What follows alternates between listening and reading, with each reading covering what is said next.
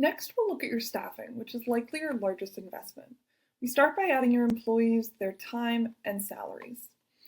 So you can start by listing each of your employees by their specific role. If you have multiple staff with the same salary and role, you can group them together. Our model allows for up to 40 different entries. So for example, if you have 2 full-time support workers with the same pay rate working across the same programs, you can enter them as 2.0 full-time equivalent in that column. Or if you have multiple social enterprise employees, they can likely be grouped together. For each entry, you're going to first provide the base salary and then adjust the mandatory employment-related costs. This includes things like CPP, EI, vacation, and benefits. 10 to 15% in this category is standard, but you may need to account for higher unionized staff costs or for individuals with expanded benefits package. A unique feature of our model is the relief percentage. This is specifically for frontline positions where a vacancy must be filled immediately, say if someone calls in sick. So only enter a percentage here if you are actually paying for additional temporary or contract staff to ensure that continuity of care, not if you're backfilling with other staff members already listed in this model. For admin roles like an executive director, you would typically leave this at 0%. Their time isn't usually backfilled by a separate paid contractor on a regular basis. Now we all know if you have small teams, your roles often overlap. So we need to divide the investment of your staff across your different program areas based on where your staff actually spend their time. You might start with an estimate. You might even ask your staff to track hours for a week or two to get a realistic percentage.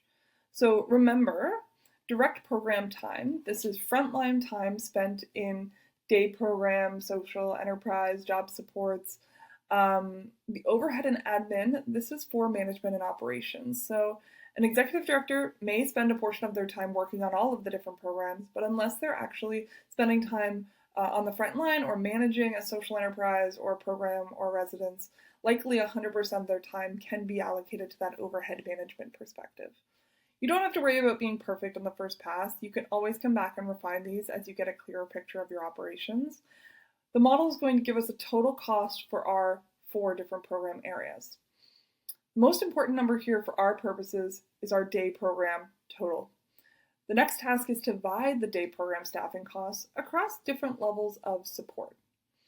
So under individualized funding, participants with higher support needs are going to receive higher levels of funding. So to price your services fairly and sustainably, we have to understand the staffing intensity required for different groups. So we're going to start by identifying what are the ratios of staff to participants that operate in your organization. This section is fully customizable, so if you do not offer one-to-one support, you can put a 0 or change these ratios as you need. If your standard group is 6-to-1 or 12-to-1, you can adjust the ratios accordingly or add an additional ratio here if you'd like. For each ratio that you offer, you're going to enter the number of participants, so how many people fall into this support category. On average, how many days per week are they attending? We know this is going to vary a lot amongst participants, so do your best to average the participation across each group. The goal here is to determine the percentage of staff time dedicated to each of these groups, which allows us to allocate a staff cost per participant. For example, if you have participants requiring one-to-one support, on average they attend 4 days a week, the model will calculate that to run safely and effectively the program, here's what it'll cost you in staffing hours and time.